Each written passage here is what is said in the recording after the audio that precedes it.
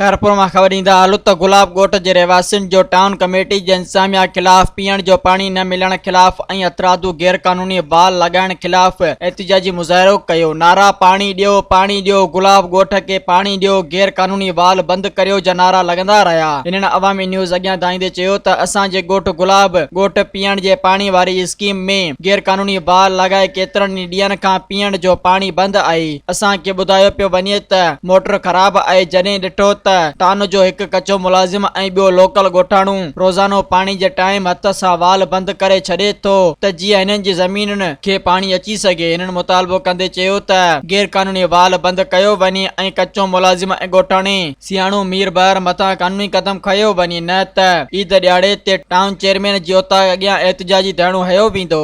मज़ीद ख़बरनि ऐं तफ़सीलात लाइ विज़िट कयो असांजी वेबसाइट www.awamiNewsHD.com ऐं ॾिसंदा रहो अवामी न्यूज़ HD।